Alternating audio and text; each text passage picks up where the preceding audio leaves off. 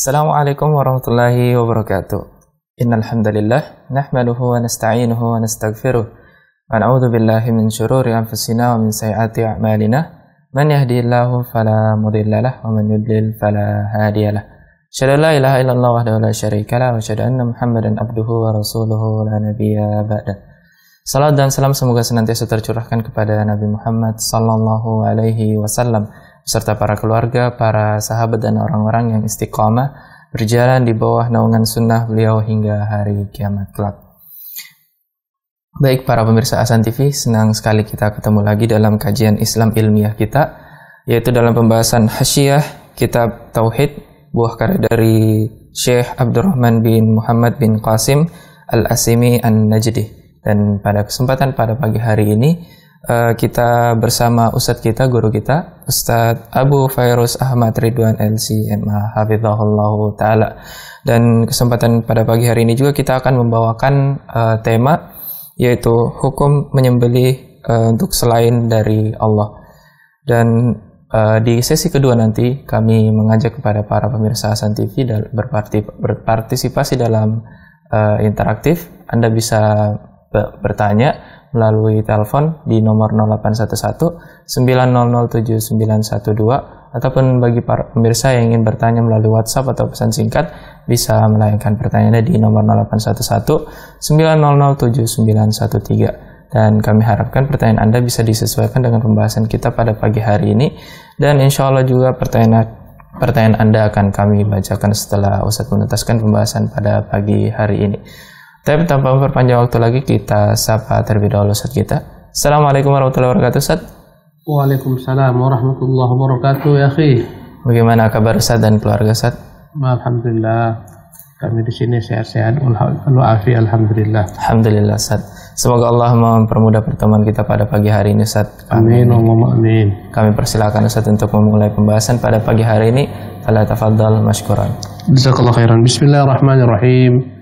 Alhamdulillahi Rabbil Alamin. Wa sallallahu wa sallam wa baraka ala abdihi wa rasulih Muhammadin wa ala alihi wa sahbihi ajma'in. Amma ba'du. Allahumma alhimni rujdi wa qini syarra nafsi. Allahumma aftah alaina hikmataka wansur alaina min khazaini rahmatika. Para pemirsa Ahsan TV dimanapun Anda berada, alhamdulillah dengan taufik Allah SWT pada hari ini kita dapat kembali melanjutkan pembahasan kitab Tauhid. Dan kita pada waktu saat ini akan membahas tema yang berkaitan dengan hukum menyembelih sembelihan untuk selain Allah Subhanahu wa taala. Ya. Berkata Syekh Muhammad At-Tamimi rahimahullah, babu ma jaa fi dzabhi li ghairillah. Bab keterangan berupa ancaman-ancaman terhadap penyembelihan yang disembelih untuk selain Allah Subhanahu wa taala. Bahwasanya barang siapa yang menyembelih sembelihan ditujukannya untuk selain Allah Subhanahu wa taala, itu dianggap bagian daripada kesyirikan yang dapat mengeluarkan seorang daripada Islam. Ya, berkata Syekh Abdurrahman Al-Asim An-Najdi, li'annahu ibadatun min ajallil ibadat. Karena yang namanya menyembelih adalah ibadah, bahkan dia merupakan bagian daripada ibadah yang begitu utamanya. Wa qurbatun min afdali al-qurbatil maliyah, di mana menyembelih adalah merupakan bagian daripada perkara yang mendekatkan diri seorang kepada Allah Subhanahu wa taala. Di mana seseorang mendekatkan dirinya kepada Allah dengan mengorbankan hartanya. Dia beli sembelihan, dia sembelih untuk Allah Subhanahu wa taala. Dalam rangka mengikuti perintah Allah Subhanahu wa taala. Dalam rangka meninggikan syiar kalimat Allah tabaraka taala. Menyembelih untuk misalnya kurban di hari raya, menyembelih untuk haji al-hadyu, menyembelih untuk tanda kesyukuran atas lahirnya anak yang Allah berikan kepadanya berupa akikah dan lain-lainnya. Ini semua ibadah yang paling utama dalam peribadatan yang mengantarkan seseorang kepada Allah Subhanahu wa taala, mendekat kepada Allah Subhanahu wa taala. Wa sarfuhu li ghairillahi syirkun, maka memalingkan ibadah ini untuk selain Allah akan dianggap bagian daripada kesyirikan. Kaman yadhbahu li qabrin, contohnya orang yang menyembelih untuk kuburan. Ya, subhanallah. Au syajaratin au hajarin, menyembelih untuk pohon kayu, menyembelih untuk batu-batu, au malakin, au nabiyyin, au jinniyin, menyembelih untuk malaikat, menyembelih untuk Nabi menyembelih untuk jin, atau li tal'ati sultan, menyembelih untuk mengagungkan penguasa, ya, wal zirani atau ghairi dzalik, menyembelih penyembelihan untuk ya mengagungkan orang-orang yang akan datang kepadanya dalam bentuk ibadah. Ya, bukan untuk diambil dagingnya, untuk dinikmati, untuk dimakan. Ya, sebagaimana tamu datang, kita sembelih kambing untuknya. Ini adalah bagian daripada ibadah. Ya, kita menyembelih ini karena perintah Allah untuk memuliakan tamu, sebagaimana Ibrahim Al-Khalil menyembelih al-ijl, menyembelih anak sapi untuk menghormati tamu yang datang. Ya, dari golongan para malaikat-malaikat, dan Nabiullah Ibrahim tidak mengetahui mereka malaikat. Atau kita menyembelih ayam, tujuannya adalah untuk diambil dagingnya, untuk kita makan, untuk keluarga kita. Ini adalah merupakan perkara yang tak bertentangan dengan ya ibadah, karena ini adalah merupakan bagian daripada tanda kita bersyukur atas nikmat Allah Subhanahu wa taala. Yang kita bicarakan di sini adalah menyembelih untuk mengagungkan orang yang telah meninggal. Datang ke kuburnya, disembelih di sana, dilepaskan sembelihan di sana. Ya, disembelih atas nama orang yang telah meninggal, untuk orang yang telah meninggal, dalam rangka mengagungkan orang yang meninggal. Sementara kita tahu orang meninggal tak butuh makan. Subhanallah. Ya, dia tak butuh makan daging. Untuk apa disembelih? Untuk mengagungkan orang tersebut. Ini yang namanya kesyirikan. Ya, atau seorang menyembelih untuk jin, akan membangun rumah, membangun jembatan, membangun bangunan. Dia takut andai kata nanti tak disembelihkan untuk jin, rumahnya akan diganggu jin. Ya, maka disembelihlah kambing, kepalanya ditanamkan di salah satu daripada pondasi rumahnya, atau pondasi jembatan, atau pondasi bangunan. Dia menyembelih untuk mengagungkan jin. Jin tak makan yang namanya daging, subhanallah. Itu bukan makanan jin. Tapi, subhanallah, yang diambil daripada jin adalah penghambaan, pengagungan, di mana dia mengagungkan jin sebagaimana dia mengagungkan Allah Subhanahu wa taala. Ini kesyirikan. Dan terkadang, mohon maaf, sebagian orang membangun masjid pun demikian.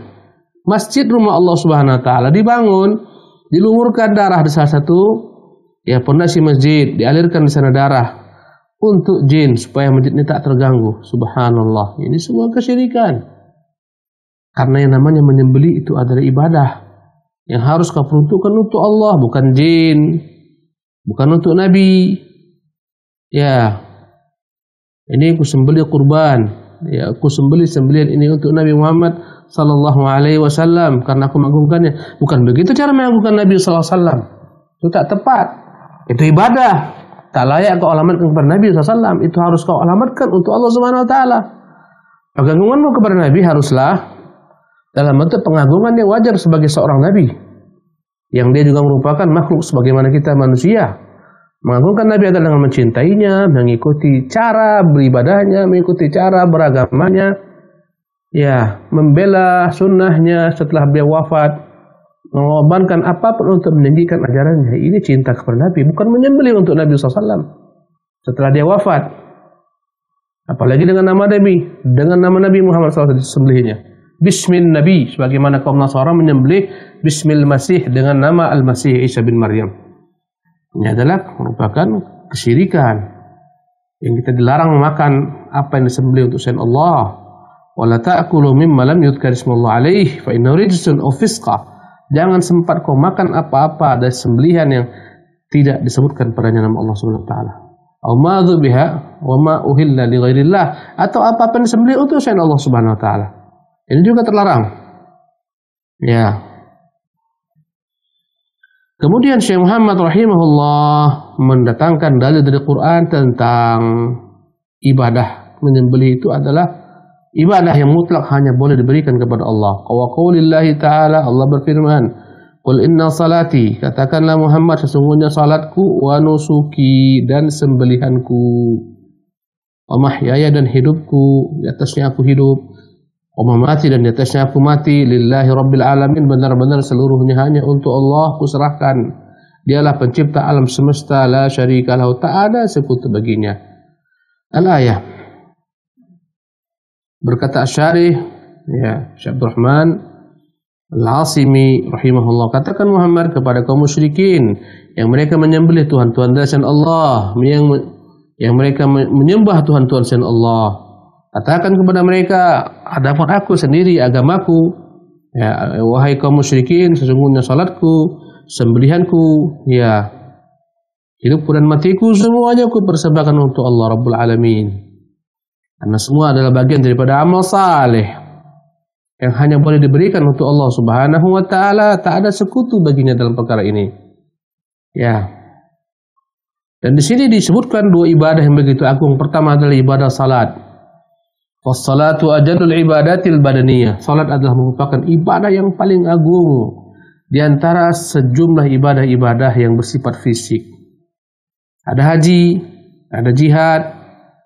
Banyak ibadah yang sifatnya fisik, yang paling agung dialah salat. Ya. Wan nusuk, adapun menyembelih, ajallul ibadatil maliyah, adalah merupakan ibadah yang paling agung dalam bentuk, ya, harta yang dikeluarkan seseorang untuk Allah Subhanahu wa taala. Di mana seseorang, ya, mengeluarkan hartanya untuk menyembelih sembelihan dalam rangka mentaati Allah Subhanahu wa taala, bersyukur kepada Allah Subhanahu wa taala. Ya, dan ini merupakan sebaik-baik ibadah, harta, ibadah maliyah. Karena ibadah ada yang namanya ibadah badaniyah, kembali kepada gerak-gerik fisik tubuh kita seperti salat, sujud, rukuk, ya, i'tidal, berdiri, ada dalam bentuk maliyah yang bersifat harta seperti zakat. Ya, ini ibadah maliyah. Di antaranya adalah ya membeli hewan-hewan untuk dikorbankan untuk Allah Subhanahu wa taala. Ini ibadah maliyah, dan inilah merupakan ibadah yang paling utama. Maka di sini Allah menggabungkan dua ibadah yang utama. Ibadah badaniyah berupa salat, ibadah maliyah berupa zakat, yang yaitu berupa kurban. Yang mana kedua-duanya adalah merupakan ibadah yang hanya boleh diperuntukkan untuk Allah Subhanahu wa taala. Faman shalla li ghairillahi faqad asyrak, barang siapa yang salatnya untuk selain Allah, salat untuk kuburan, ya, salat untuk jin dan semacamnya, maka dia telah berbuat kesyirikan. Sama pula dengan man dzabaha li ghairillahi faqad asyrak, yang menyembelih untuk selain Allah, dia pun telah berbuat kesyirikan. Jangan dianggap perkara sepele, perkara remeh-temeh. Kau sembelih ayam hitam, kau sembelih kambing hitam, darahnya kau alirkan, kau letakkan di salah satu sudut rumah, ya, kau korbankan kepalanya untuk jin, tubuhnya kau makan, ini yang kau makan bangkai, haram, najis. Ya, dan perbuatan itu syirik, mengeluarkan engkau daripada Islam. Subhanallah. Ya.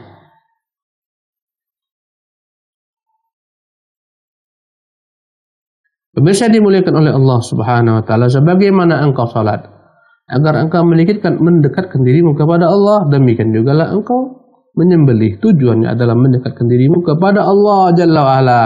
Karena itulah di ibadah tak boleh disalahkan, alamatnya ditujukan kepada selain Allah Subhanahu wa taala. Ya.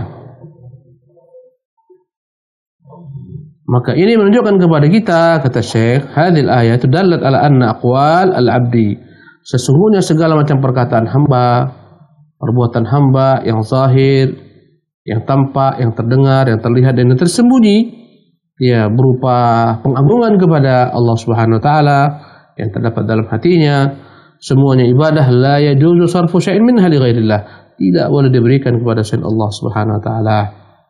Ya. Kita pindah kepada ayat berikutnya.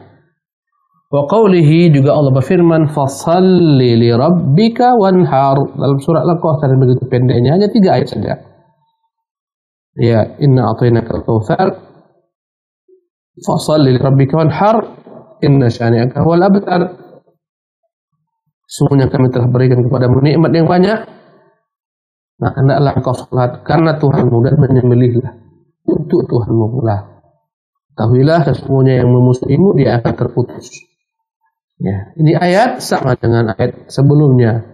Di sini Rasulullah SAW disuruh Allah untuk mengerjakan salat dan menyembelih, yang mana kedua-duanya ibadah. Dan Nabi begitu menyintai penyembelihan untuk Allah Subhanahu wa taala karena dia ibadah yang agung. Ketika haji wada, Nabi menyembelih puluhan, 80 lebih daripada kambing-kambing. Disembelih dari Rasulullah. Sebagian besar dengan tangannya, sebagian dengan na'ali. Disembelih untuk mengagungkan Allah SWT, bahkan nanti dimakan oleh kaum muslimin. Ini ibadah. Ya, bergabung dua ibadah yang paling utama. Ibadah badaniah dialah salat, dan ibadah amaliyah dialah menyembelih. Maka dilakukan Nabi SAW atas perintah Allah. Nabi pun diperintahkan untuk salat karena Allah, menyembelih pun untuk Allah Subhanahu wa taala. Ya, yang mana kedua-duanya menunjukkan ya betapa seorang hamba merendahkan dirinya kepada perintah Allah, tunduk kepada Allah Subhanahu wa taala, berprasangka baik kepada Allah Subhanahu wa taala, menunjukkan keyakinan yang kuat, ketenangan jiwanya dan hatinya terhadap apa yang Allah janjikan. Subhanallah. Ya. Berbeda dengan orang-orang yang sombong dari beribadah menyembah Allah Subhanahu wa taala, orang-orang yang merasa tak butuh kepada rahmat Allah Subhanahu wa taala, tak butuh kepada Tuhannya.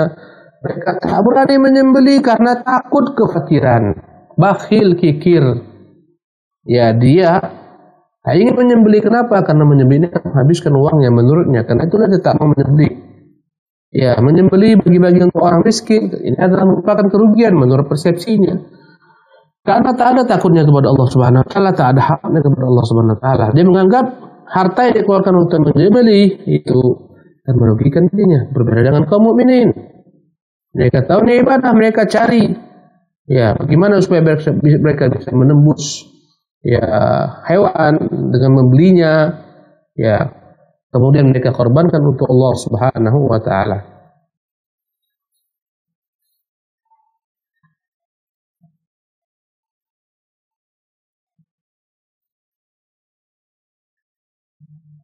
Pemirsa yang dimuliakan oleh Allah Subhanahu wa taala.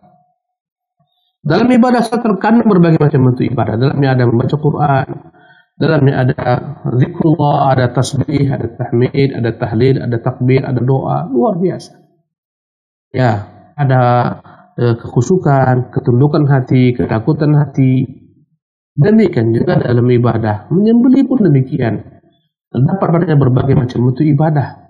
Harap kepada Allah Subhanahu wa taala akan ganjaran-ganjarannya, takutnya kepada Allah Subhanahu wa taala ya akan azab-azabnya.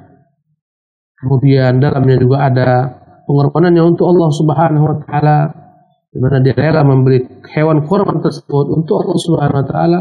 Di mana semua ibadah-ibadah yang terdapat dalam dua hal ini merupakan ibadah-ibadah besar yang hanya mampu dilakukan oleh orang-orang yang beriman kepada Allah Subhanahu wa taala. Karena itu dapat Nabi paling banyak salat dan paling banyak menyembelih. Subhanallah. An Ali radhiyallahu anhu qala, dari Ali semoga Allah meridhoinya, dia berkata, haddatsani Rasulullah sallallahu alaihi wasallam.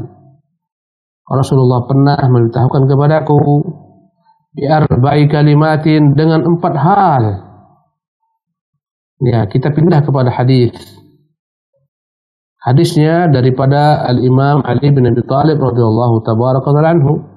Ali mengatakan pernah memberitakan kepadaku Rasulullah SAW menyampaikan kepadaku 4 perkara. Tentang 4 kalimat, maksudnya 4 perkara. Ya, la'anallahu man dzabaha li ghairillah. Inilah maudhi'u syahid. Apa 4 alasan? Pertama, la'anallahu man dzabaha li ghairillah. Allah melaknat siapa yang menyembelih untuk selain Allah. Untuk dukun, untuk jin, untuk malaikat katanya. Untuk Nabi katanya, Nabi tak perlu seperti itu. Bahkan mereka tak pernah rela. Malaikat pun demikian. Kalau jin memang itu kerjanya, bagaimana diagungkan manusia. Syaitan itu kerjanya. Maka kata Rasulullah SAW, ya, dalam hadis Ali ini, la'anallahu man dzabaha li ghairillah. Allah melaknat siapa-siapa yang menyembelih dari selain Allah untuk selain Allah Subhanahu wa taala. Dan laknat dalam bahasa Arab, jika laknat ini dari manusia kepada manusia, maknanya adalah sabbu wa syatam, celaan. Jika dikatakan si fulan melaknat si fulan, maknanya mencela, mencaci maki si fulan. Ini laknat dari makhluk kepada makhluk. Adapun laknat Allah Subhanahu wa taala adalah janji Allah untuk menjauhkan dia daripada rahmat Allah Subhanahu wa taala. Ya. Maka di sini Rasulullah mengatakan la'anallahu, Allah melaknat, Allah menjauhkan rahmatnya daripada siapa-siapa yang menyembelih sembelihan untuk selain Allah Subhanahu wa taala. Ya. Berkata Syekh Islam, sesungguhnya Allah Subhanahu wa taala berhak melaknat siapa-siapa yang Dia kehendaki dengan perkataannya. Ya, sebagaimana Allah juga berhak untuk selawat kepada siapa-siapa yang Dia kehendaki daripada hamba-hambanya. Sebagaimana berselawatnya Allah untuk nabinya, untuk orang-orang beriman. Makna selawat Allah untuk hambanya adalah pujian Allah terhadap hamba tersebut. Dalamnya malaikat sana Allah memuji, menyanjung hamba tersebut di hadapan para malaikat-malaikatnya. Inilah makna salat Allah terhadap hamba-hambanya. Sebagaimana Allah juga berhak melaknat siapa-siapa yang berhak untuk mendapatkan laknat daripada Allah Subhanahu wa taala. Ya. Jadi jelaslah ini menunjukkan tentang dosa besarnya menyembelih untuk selain Allah, di mana Rasulullah SAW menyatakan Allah melaknat pelaku yang melakukan perbuatan tersebut. Ya. Subhanallah. Kemudian kata Rasulullah sallallahu alaihi wasallam, la'anallahu man la'ana walidayhi. Allah melaknat siapa yang menyumpah serapah melaknat kedua orang tuanya. Ya. Pemirsa yang dimuliakan oleh Allah Subhanahu wa taala, yang kedua daripada tempat ini, yang kedua bahwasanya Allah melaknat siapa-siapa yang melaknat kedua orang tuanya. Dalam beberapa riwayat bertanya sahabatnya, Rasulullah, ayal'anur rajulu walidayhi, mungkinkah ada seseorang itu berani melaknat kedua orang tuanya? Kata Nabi SAW, bukan itu tafsirannya. Ya, tapi dia mencaci maki, melaknat, menyumpah serapah ayah seseorang daripada temannya. Maka temannya itu melaknat, menyumpah serapah, maki-maki ayahnya. Maka itulah makna melaknat orang tuanya sendiri. Subhanallah. Karena dialah menjadi penyebab orang melaknat, menyumpah serapah orang tuanya. Karena dia yang mulai. Dia berkata kepada seseorang yang sedang bertengkar dengannya, terkutuklah kedua orang tuamu, terlaknatlah kedua orang tuamu. Dia maki-maki kedua orang tuanya. Maka orang ini pun marah, dia balik maki orang tua. Ya, laki-laki yang memulai ini. Inilah makna Allah melaknat siapa-siapa yang melaknat kedua orang tuanya. Di mana di sini Nabi yang mulia SAW menyatakan bahwasanya seorang yang menjadi penyebab suatu perkara kemaksiatan terjadi seolah-olah memang dialah yang melakukannya sendiri. Di mana sang anak menjadi penyebab orang tuanya dilaknat, maka seolah-olah dia sendiri telah melaknat kedua orang tuanya. Ini adalah merupakan bagian daripada ya saddud dzara'i, menutup pintu-pintu kerusakan agar jangan sampai orang tuamu dilaknat. Jangan kau laknat orang tua orang lain. Jika kau laknat sumpah serapah orang tua orang lain, dia akan laknat orang tuamu, berarti sama dengan engkau melaknat kedua orang tuamu sendiri. Karena engkaulah menjadi pembuka jalan hal itu terjadi. Ya. Pemirsa yang dimuliakan oleh Allah Subhanahu wa taala. Ya, maka ini yang kedua pesan Nabi sallallahu alaihi wasallam. Bahwasanya Allah akan melaknat siapa-siapa yang melaknat kedua orang tuanya. Jikalau melaknat orang tua, temannya yang bermusuhan dengannya akan menjadi penyebab orang tuanya dilaknat, itu dianggap dia melaknat kedua orang tuanya. Bagaimana pula jika seseorang langsung mencela melaknat kedua orang tuanya? Tentu lebih terlaknat lagi laki-laki semacam ini.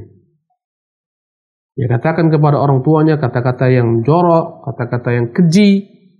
Ya, dia sumpah serapah kedua orang tuanya di hadapan kedua-duanya atau di belakang keduanya. Ini merupakan laki-laki yang terkutuk, terlaknat, yang tak pandai berbakti kepada orang tua, bahkan durhaka kepada kedua orang tuanya. Subhanallah. Ya. Pemirsa yang dimuliakan oleh Allah Subhanahu wa taala. Berikutnya kalimat yang ketiga Rasulullah pesankan kepada Ali bin Abi Thalib, berkata Rasulullah SAW, la'anallahu man awa muhdithan atau muhdathan.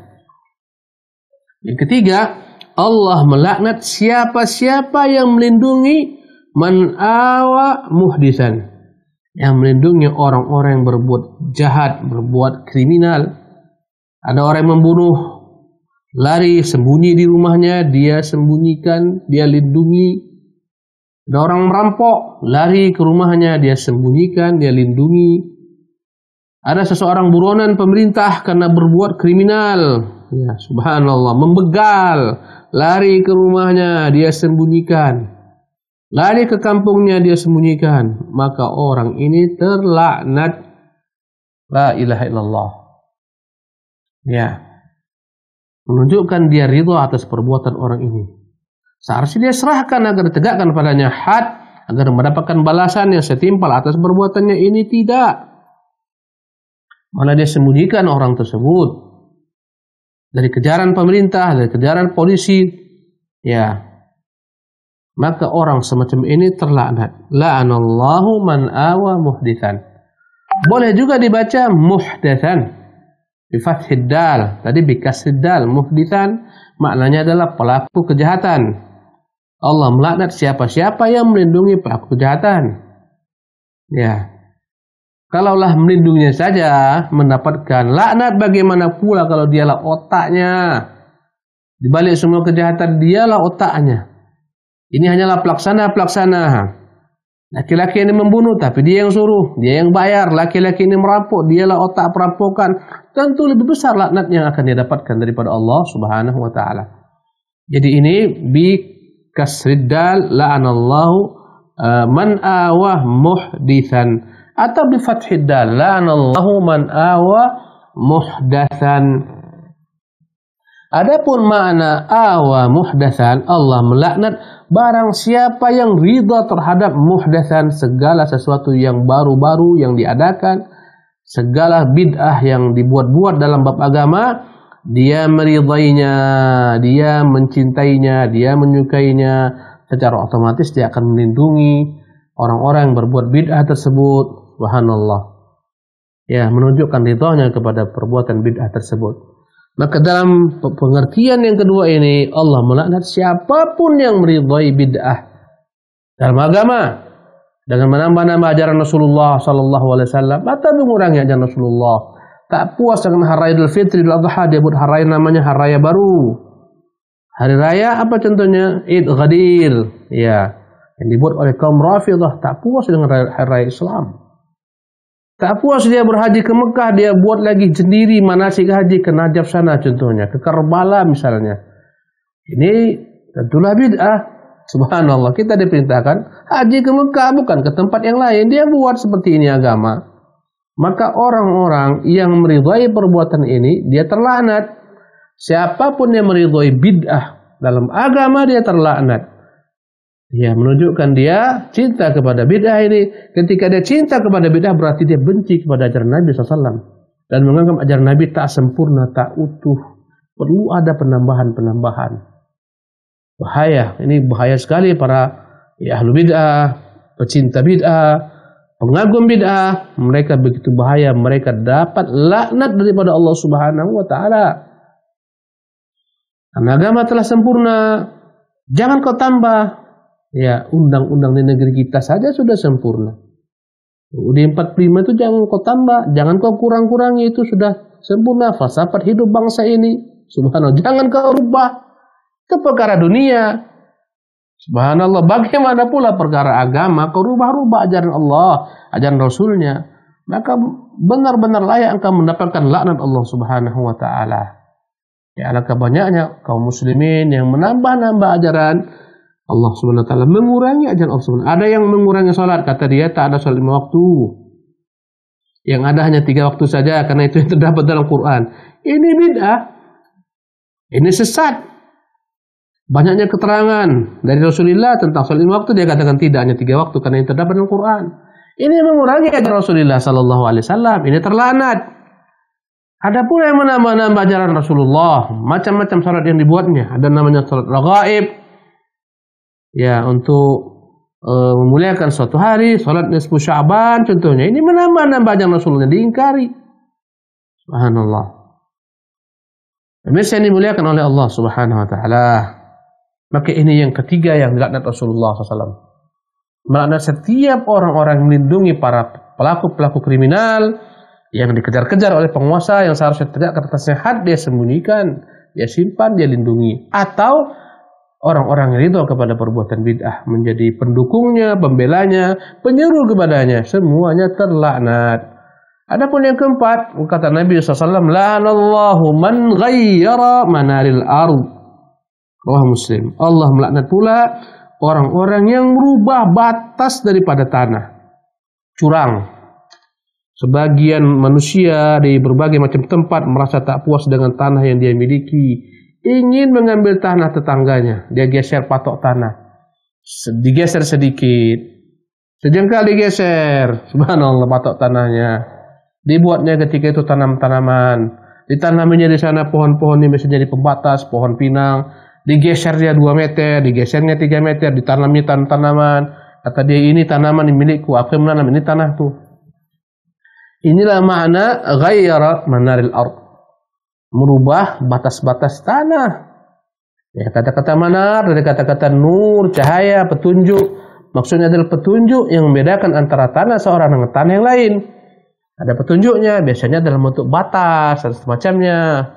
Sebagian tempat yang jauh mungkin daripada kota, jauh daripada badan pertanahan, mereka paling doyan melakukan hal ini, menggeser batas tanah tetangganya menjadi miliknya.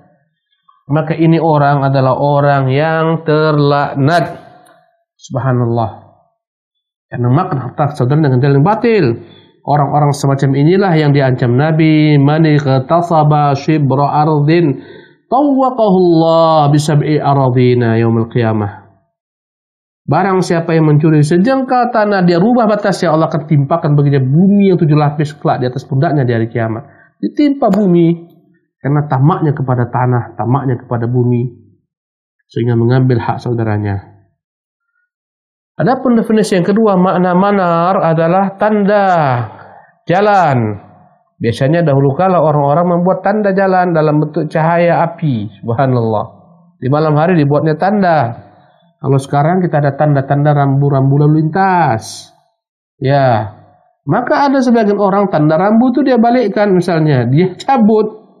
Seharusnya belok kanan, dialihkan ke belok kiri, padahal jurang. Sehingga akhirnya orang masuk ke dalam jurang gara-gara dia menyesatkan jalan manusia. Tentunya ini merubah manar arti sama dengan yang pertama, hukumnya terlaknat. Ya, dahulu kala orang-orang yang jahat, ada lampu-lampu atau ada tanda-tanda untuk menerangi jalan, diambilnya supaya orang tersesat. Niat buruknya, maka ini terlaknat. Demikian juga sekarang. Rambu-rambu lintas, ada kaca yang menunjukkan 2 sisi jalan supaya orang tidak bertubrukan satu sama lain. Itu kaca dia pecahkan. Tidak ada sama sekali kebutuhannya memecahkan kaca kecuali karena iseng, karena otaknya nakal. Banyak kaca-kaca di jalan raya itu menunjukkan 2 sudut jalan. Ya, ketika jalan ada tikungan tajam, dilempar, dipecahkan. Ini terlaknat. Sebagian orang bahkan ada yang mengambil rel kereta api. Subhanallah, dia gergaji rel kereta api, terlaknat. La ilaha illallah. Banyak orang tak peduli dengan laknat Allah Subhanahu wa taala. Pemirsa yang dimuliakan oleh Allah Subhanahu wa taala, inilah 4 hal yang dilaknat oleh Rasulullah SAW yang berkaitan dengan bab kita. Bahwasanya Allah melaknat orang-orang yang menyembelih untuk selain Allah Subhanahu wa taala. Kita pindah kepada hadis berikutnya. Wan Tariq bin Shihab, dari Tariq bin Shihab ibnu Abi Syams bin Hilal bin Auf al-Bajali al-Ahmasi, Abu Abdullah, dikatakan hafid.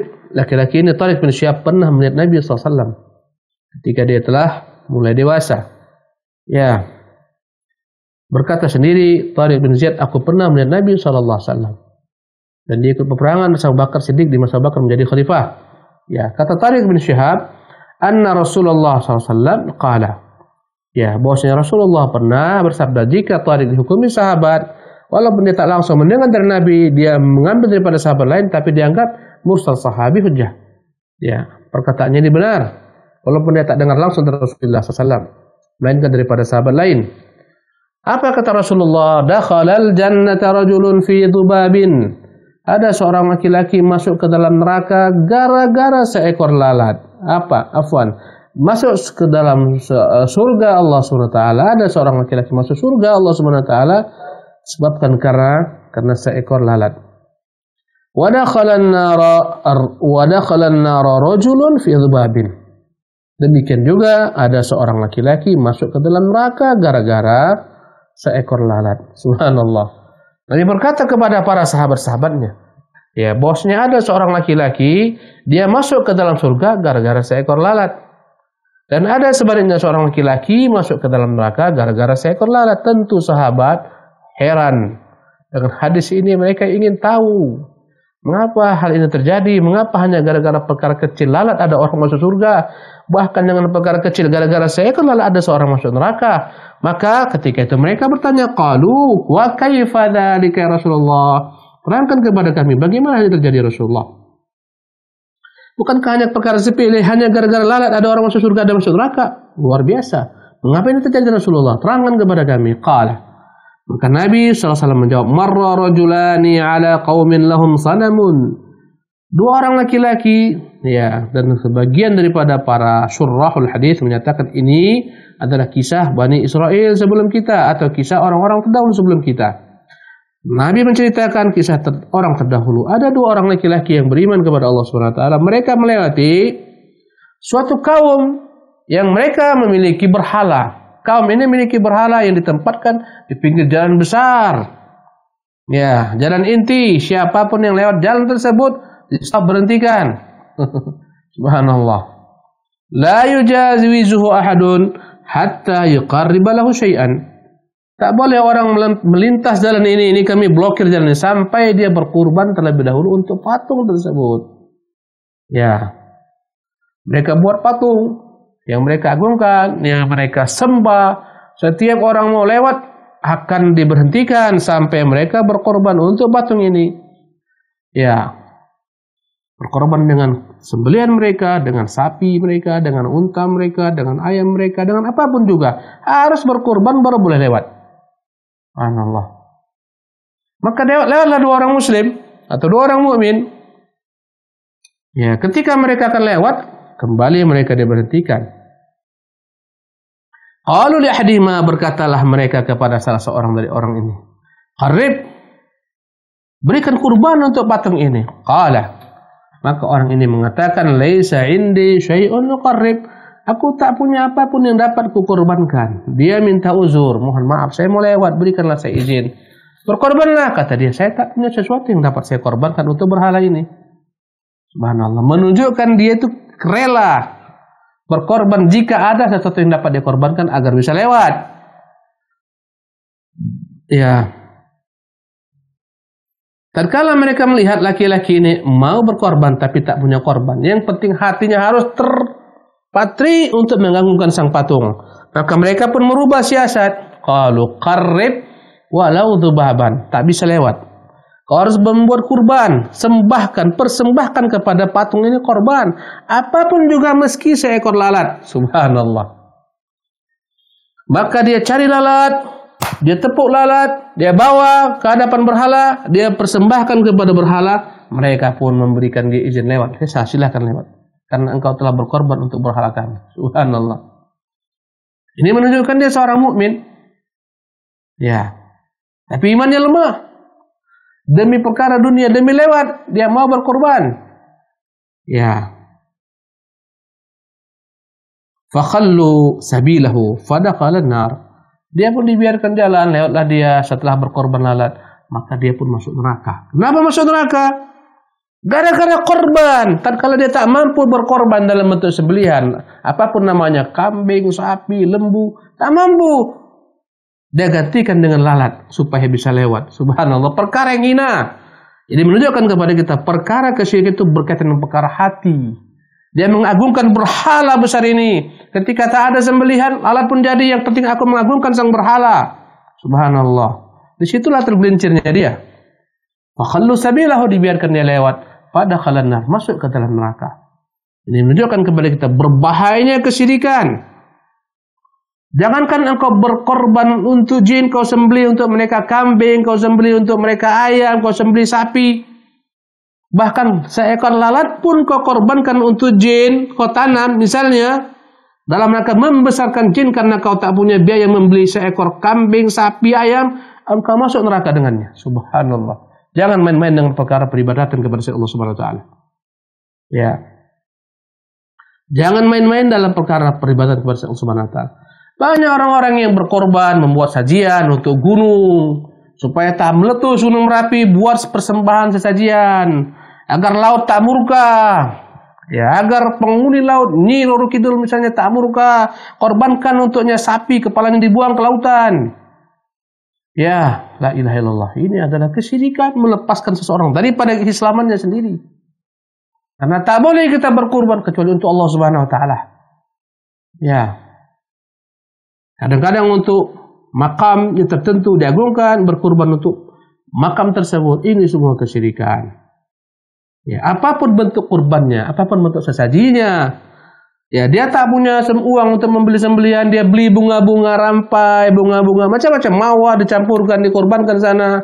Subhanallah, itu telah melepas agamanya karena hakikatnya bukan nilai apa yang dikurbankan, tapi adalah pengagungan, pembesaran dalam dirinya, mengagungkan makhluk yang tak layak diagungkan ini. Subhanallah. Kembali kepada hadis ini. Wa qalu lil akhar, berkatalah mereka kepada laki-laki yang kedua yang sama-sama beriman, qarrib, berkurbanlah. Laki-laki ini hanya berkorban untuk Allah.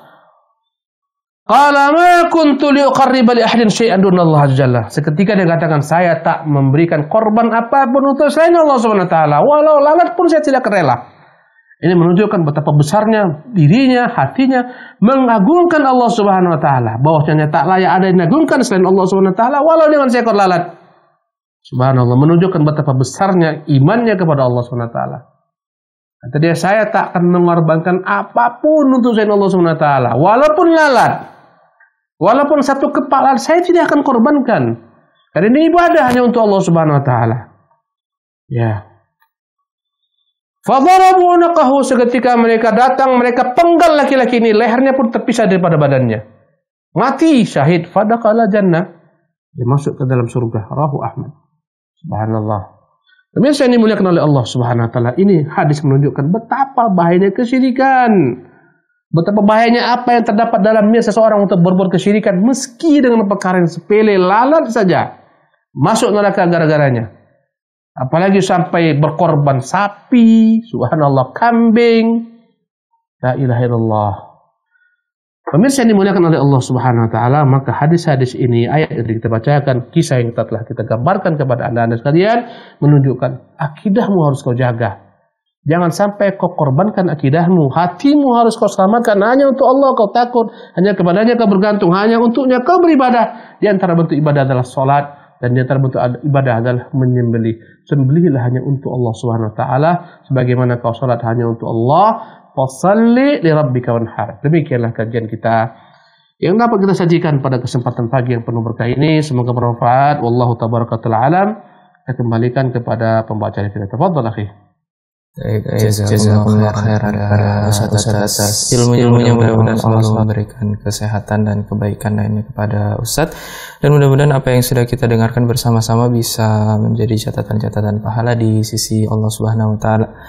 Baik para pemirsa Hasan TV, itulah tadi pembahasan kita, pembahasan Hasyiah Kitab Tauhid dengan tema hukum menyembelih selain dari Allah. Dan alhamdulillah para pemirsa Hasan TV, tibalah saatnya kita masuk ke sesi selanjutnya, yaitu sesi tanya jawab. Dan kembali lagi kami mengajak para pemirsa Hasan TV, bagi yang ingin bertanya atau berinteraktif secara langsung, bisa melalui nomor 0218910613 ataupun Anda juga bisa menelpon di nomor 081190079112. Dan bagi Anda yang ingin bertanya melalui WhatsApp atau pesan singkat, bisa melalui nomor 081190079113. Tapi Ustaz, sambil kita menunggu penelpon yang masuk, kita bacakan terlebih dahulu pertanyaan yang sudah masuk melalui pesan singkat. Bismillah. Assalamualaikum warahmatullahi wabarakatuh. Ustaz, izin bertanya. Saya hamba Allah dari Jawa Timur. Saya ingin bertanya Ustaz, jika ada seorang anak durhaka yang tidak meminta maaf hingga ibunya meninggal. Setelah ibunya meninggal, ia terjerumus ke dalam kesyirikan yang mengeluarkan dari Islam. Ia pun ingin bertaubat dari dosa-dosanya. Kemudian ia tahu bahwa taubat dari kedurhakaannya mewajibkan meminta maaf kepada ibunya, sehingga tentu sekarang ia tidak bisa bertaubat dari kedurhakaannya. Kemudian ia ingin bertobat pula dari kesyirikan yang dia lakukan, namun ia menemukan hadis bahwa anak durhaka tidak diterima seluruh amalnya. Pertanyaan saya, jika hadis tersebut sahih Ustaz, apakah si anak jika melakukan taubat dari kesyirikan Allah masih mengampuninya? Jazakumullah khairan Ustaz. Bismillah, alhamdulillah, wassalatu wassalamu ala rasulillah wa la quwwata illa billah. Amma ba'du. Pemirsa Hasan TV, dimanapun Anda berada, dosa sebesar apapun yang kau lakukan dan kau bertobat daripadanya, Allah akan membuka taubat untukmu, jalan taubat untukmu terbuka. Ya, selama belum muncul dua hal. Pertama, belum lagi kau lihat malaikat maut datang akan menjemputmu, ruhmu masih dalam tubuhmu. Selama itu engkau bertobat, Allah terima tobatmu. Tapi jika engkau baru mau bertobat setelah engkau melihat malaikat maut datang akan menjemputmu, ruhmu telah tiba di kerongkongan akan keluar, ketika itu tobatmu tak lagi diterima oleh Allah SWT. Nabi kita mengatakan, innallaha yaqbalu taubatal abdi ma lam yuqarrid. Sesungguhnya Allah menerima taubat seorang hamba sebelum ruh sampai di kerongkongan. Itu tanda pertama. Tanda yang kedua, itu tanda pertama berkaitan dengan semua orang. Sebelum dia mati, taubatnya diterima. Sebelum ruhnya tiba di kerongkongan, taubatnya diterima, apapun dosanya. Allah sendiri mengatakan, ya, innallaha yaghfiru dzunuba jami'an. Ya ayyuhalladzina asrafu 'ala anfusihim, wahai orang-orang yang melampaui batas, berbuat dosa-dosa, merusak dirinya, la taqnatu min rahmatillah, jangan kau putus asa daripada rahmat Allah. Innallaha yaghfiru dzunuba jami'an, sesungguhnya Allah mengampuni semua dosa-dosa. Meski syirik, meski durhaka, semua Allah ampunin. Subhanallah. Ya. Ini ayat jelas. Adapun tanda kedua adalah ketika matahari terbit di arah barat. Ini tanda berlaku ketika telah dekat kiamat. Seketika orang kaget, matahari tiba-tiba mereka lihat bukan lagi dari timur terbitnya, tapi dari barat. Ketika itulah huru hara pun terjadi, semua orang beriman, tapi terlambat. Tak berguna lagi iman. Ketika tanda ini telah muncul, kata Allah, yauma ya'ti ba'du ayati rabbika la yanfa'u nafsan imanuha lam takun amanat min qablu aw kasabat fi imaniha khairan. Ingatlah pada muncul sebagian tanda Tuhanmu, tak berguna lagi iman bagi orang-orang yang belum beriman sebelumnya jika beriman kala itu atau berbuat kebaikan. Ini tanda kedua. Jadi apabila engkau dahulu berbuat kesyirikan, durhaka kepada orang tuamu, kamu bertobat, silahkan. Tak ada yang menghalangi engkau bertobat kepada Allah Subhanahu wa taala. Pertanyaannya, bagaimana Ustaz? Orang tuaku telah mati, bagaimana aku minta maaf kepadanya? Subhanallah, walaupun orangmu telah mati, engkau masih bisa berbakti kepadanya setelah dia mati. Bagaimana berbakti kepada orang tua setelah mati? Ya, bagaimana engkau dapat memperbaiki kesalahanmu ketika hidup? Caranya adalah banyak-banyak kau doakan dia. Pertama, kau menyesal atas apa yang kau lakukan dahulu kala. Yang kedua, penyesalan tersebut kau wujudkan dalam bentuk amal saleh. Kau menjadi anak yang saleh, berbuat kebaikan, kau doakan selalu ibumu yang dahulu kau durhakai, dahulu kau sakiti. Tiap kali ingat ibumu, minta maaf kepada Allah agar Allah SWT mintakan maafmu bagi Allah SWT kepada orang tuamu. Kemudian minta agar Allah SWT mengangkat derajat orang tuamu, mengampuni kesalahannya dan dosa-dosanya. Intinya banyak-banyak doakan dia, itu tanda baktimu jika engkau telah bertobat daripada kedurhakaan yang kau lakukan di masa lalu. Yang kedua, engkau berupaya untuk bersedekah atas namanya. Ya, engkau misalnya bersedekah, kau beli sekian sak semen untuk membangun masjid, membantu pembangunan masjid. Niatkan, ya Allah, ini untuk ibuku. Ini cara berbakti. Yang ketiga, engkau cari mana kerabatnya, mana adiknya, mana kakaknya, mana abangnya, mana sepupunya, mana pamannya. Kau cari kerabat sang ibu, atau kau cari teman-teman ibumu dahulu ketika hidup, teman dekatnya. Berbaktilah engkau kepada mereka, berbuat baiklah kepada mereka. Itu cara berbaktimu, itu cara memperbaiki masa lalumu. Dan apa yang kau katakan, ada hadis mengatakan bahwasanya tidak akan diterima seseorang yang durhaka amalannya sampai dia memperbaiki hubungan dengan orang tuanya terlebih dahulu. Allah alam, saya tak tahu. Tetapi yang jelas, ya, ketika engkau telah bertobat, engkau enggak dianggap lagi durhaka. Ketika engkau menyesal, ketika engkau mendoakan orang tuamu, engkau tak dianggap lagi durhaka. Ketika engkau berniat untuk bersedekah atas namanya, tak lagi dianggap berdurhaka. Ketika engkau berniat untuk menghajikannya, mengumrohkannya, tak lagi dianggap engkau durhaka kepadanya. Oleh karena itu silahkan bertobat, tak ada yang menghalangimu. Wallahu ta'ala alam. Nah. Jazakumullah khairan kepada Ustaz atas jawabannya, mudah-mudahan bisa dipahami dan bisa bermanfaat bagi yang bertanya. Baik Ustaz, kita masuk ke pertanyaan berikutnya Ustaz. Bismillah. Assalamualaikum warahmatullahi wabarakatuh. Semoga Allah selalu menjaga Ustaz dan keluarga. Pertanyaan Ustaz, bagaimana jika ada orang yang dipaksa untuk menyembelih selain dari Allah, tapi dalam hatinya dia tidak berniat untuk menyembelih kepada selain Allah, dia hanya melakukannya karena terpaksa saja Ustaz. Apakah itu termasuk kesyirikan juga Ustaz? Berkata Syekh Abdurrahman Al-Barraq hafizahullah, ketika menjelaskan hadis ini menunjukkan beratnya syariat untuk orang-orang terdahulu, di mana mereka tidak bisa sama sekali menyembunyikan keimanan mereka dalam hati, harus mereka tampakkan. Ketika bertentangan, mereka harus tampakkan mereka beriman. Ya, karena itulah kita lihat ketika datang salah seorang sahabat Khabbab, dia mengadukan bagaimana yang dia dapat daripada kaum musyrikin, dia disakiti, besi panas diletakkan di kepalanya.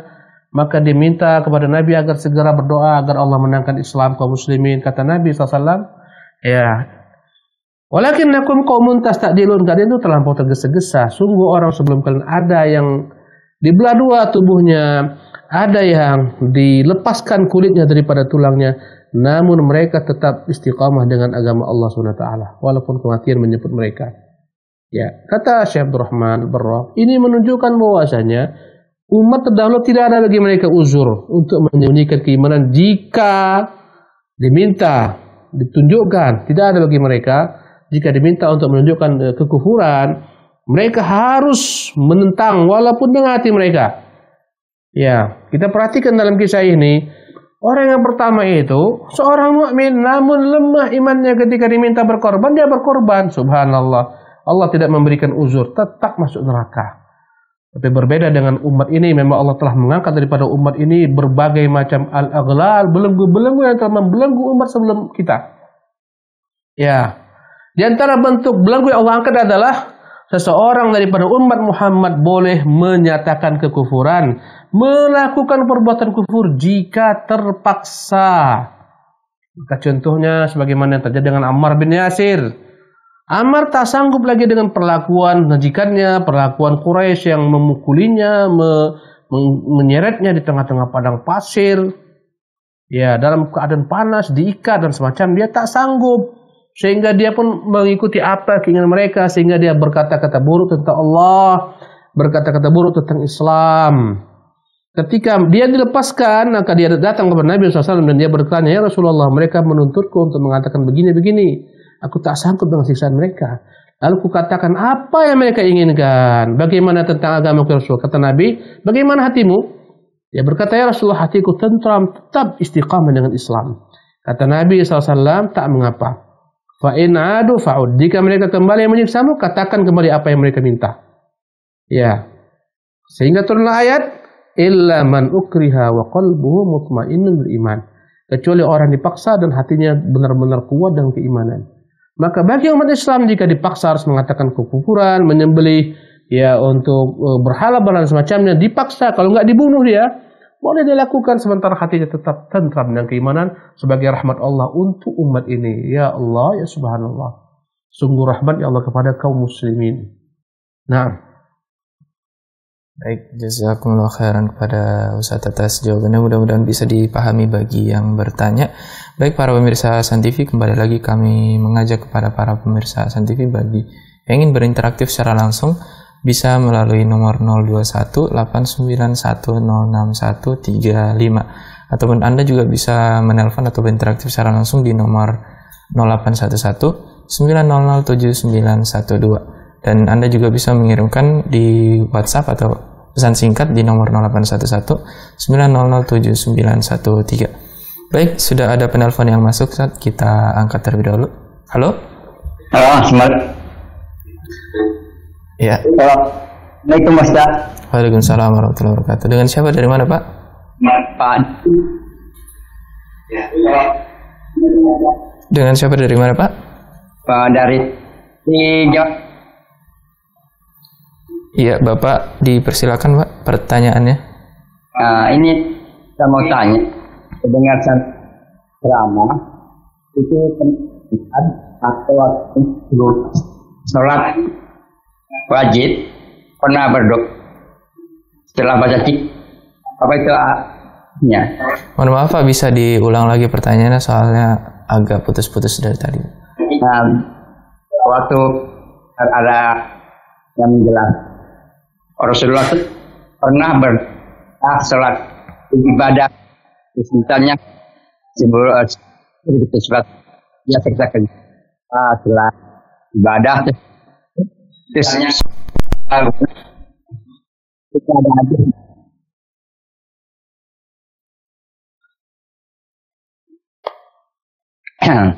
ini Pak Ustadz, pernah saya dengar ceramah dari Ustadz bahwa nggak pernah melaksanakan doa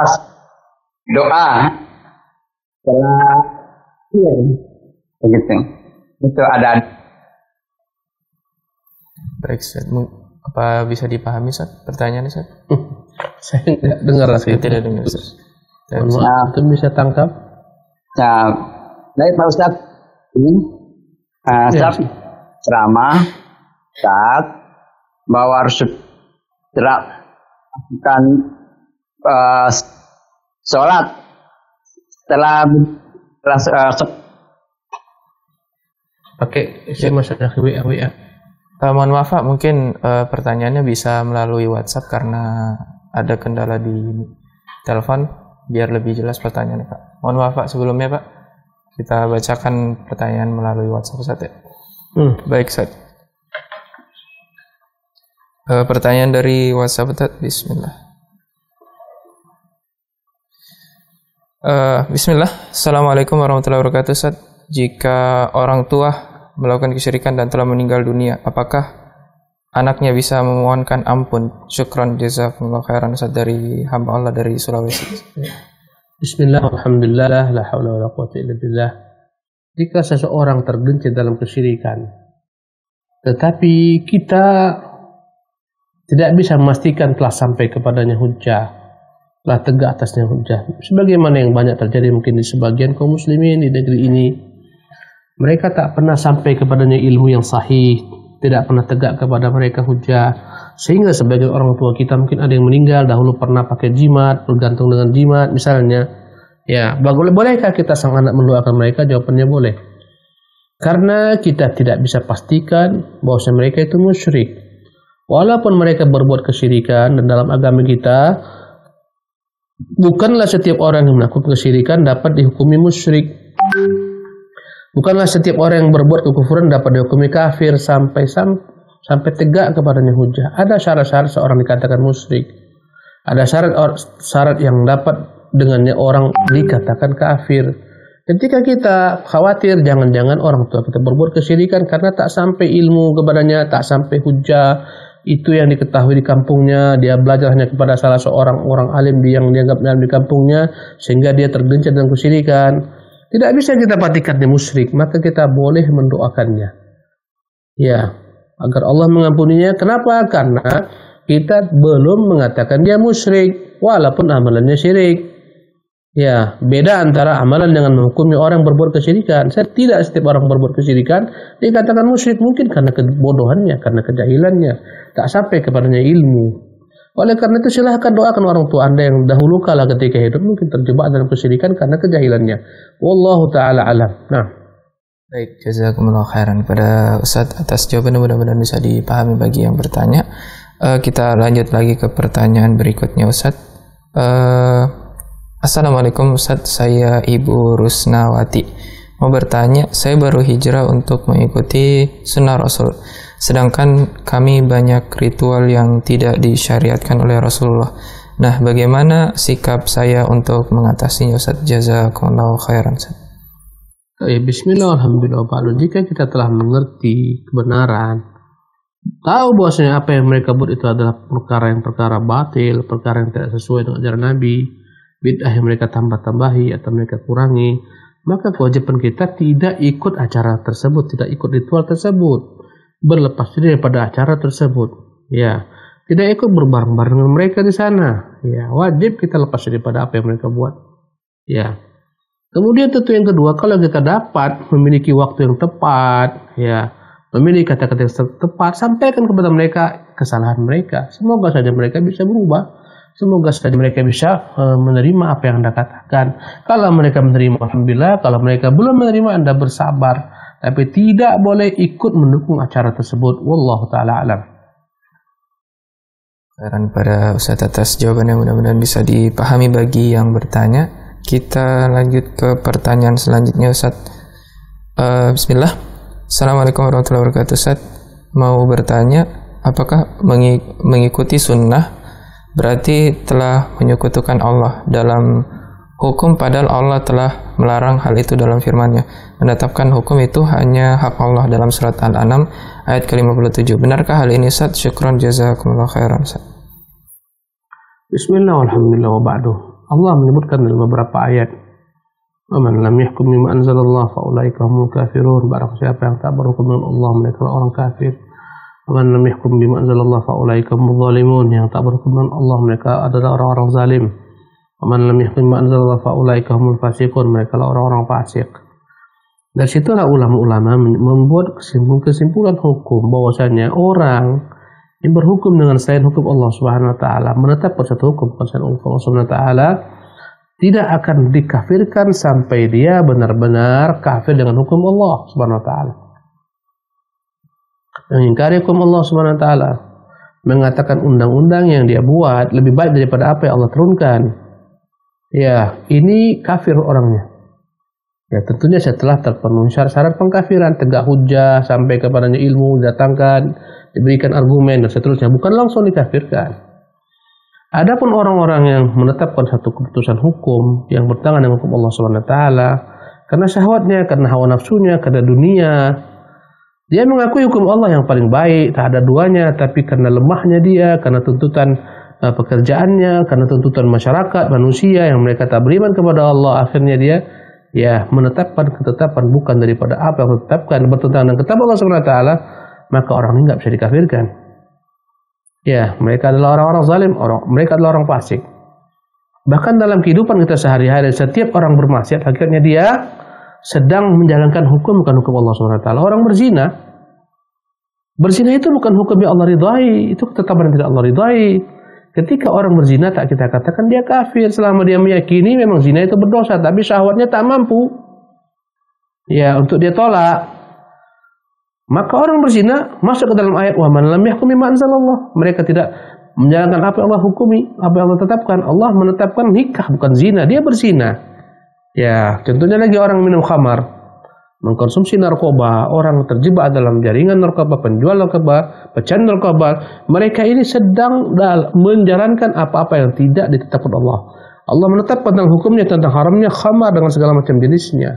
Ketika mereka melanggar, berarti mereka tidak menjalani hukum Allah Subhanahu wa taala.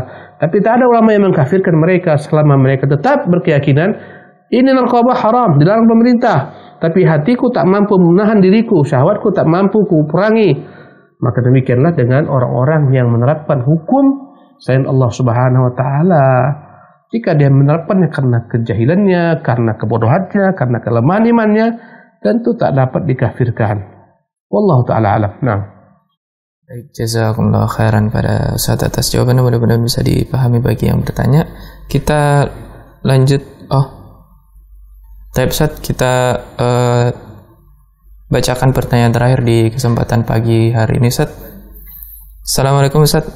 Apakah pawang hujan bisa memindahkan hujan, Ustaz? Jazakumullah khairan, Ustaz. Bismillah, alhamdulillah, ba'du. Di antara apa yang diamalkan sebagian masyarakat, sebagian masyarakat, apa yang kita sebut khurafat. Khurafat adalah perkara-perkara yang tak real, perkara-perkara yang tak masuk ke dalam logika berpikir manusia yang sehat, tak masuk pula ke dalam agama yang lurus. Di antara khurafat itu adalah ada pawang hujan. Subhanallah, hujan itu rahmat Allah Subhanahu wa taala, tak akan mungkin ada yang dapat menahan rahmat Allah ketika Allah Subhanahu wa taala ingin menurunkannya. Ya. Tidak ada yang dapat menahan rahmat Allah Subhanahu wa taala jika Allah menurunkannya. Tidak pawang hujan, tidak apapun juga. Subhanallah. Maka engkau meyakini ada pawang hujan dapat menahan rahmat Allah, itu kesyirikan. Seolah-olah engkau telah menjadikan pawang hujan itu setingkat dengan Allah, mampu menahan ketentuan Allah Subhanahu wa taala. Ini tentunya kesyirikan besar. Subhanallah. Ya. Maka jangan kau yakini adanya pawang hujan, ini pendusta, ini dajjal. Ya. Apabila memang tak hujan karena dia tampil dalam satu acara tersebut, bukan gara-gara Allah Subhanahu wa taala takut dengan dia, bukan karena dia sakti menahan hujan, enggak, ini semua kebetulan belaka. Subhanallah. Ya. Orang yang mampu menahan hujan turun, mengapa tak didatangkan daerah banjir sana? Banyak di Kalimantan sana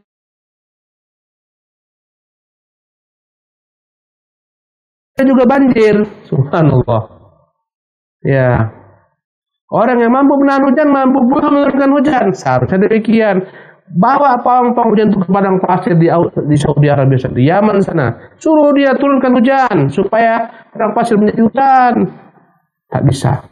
Mereka pendusta, mereka dajjal. Bagaimana kau benarkan? Bagi kau bayar. Kau bodoh dirimu membayar orang pawang hujan untuk menahan hujan. Bodoh sebodoh-bodohnya. Belajarlah akidah yang benar. Wallahu ta'ala alam. Jazakumullah khairan kepada Ustaz yang telah memberikan jawaban dari pertanyaan-pertanyaan yang sudah disampaikan ke kita, dan itulah tadi pertanyaan terakhir di kesempatan pada pagi hari ini, dan tak terasa kita sudah di penghujung acara, Ustaz. Tapi sebelum kita menutup, mungkin ada beberapa ikhtitam dari Ustaz. Tafadhal, Ustaz. Bismillahirrahmanirrahim. Pada para hadirin sekalian, terus kita belajar akidah, terus belajar akidah agar kita paham bagaimana akidah di bawah Rasulullah SAW. Dan jangan remehkan perkara akidah. Dia adalah merupakan fondasi yang di atasnya kita bangun semua amalan kita. Ternyata masih banyak sekali orang-orang yang terjebak dalam kesyirikan, dalam kesesatan karena tidak terpenuhi tentang akidah Rasulullah. Wallahu tabaraka wa taala alam. Na'am. Jazakumullah khairan para Ustaz atas ikhtitamnya. Baik para pemirsa Hasan TV, demikianlah pertemuan kita pada pagi hari ini. Dan jazakumullah khairan juga kepada para pemirsa Hasan TV yang sudah setia menyaksikan program Hasan TV terusnya pada pagi hari ini. Dan insya Allah kita akan ketemu lagi di pertemuan selanjutnya, yaitu pada hari Senin pukul 7 waktu Indonesia Barat. Dan terakhir, kami selaku kru yang bertugas mohon maaf apabila ada kesalahan selama pertemuan ini berlangsung. Dan kita tutup pertemuan pada pagi hari ini dengan doa kafaratul majelis. Subhanakallahumma bihamdik, asyhadu an la ilaha illa anta, astaghfiruka wa atubu ilaik. Assalamualaikum warahmatullahi wabarakatuh.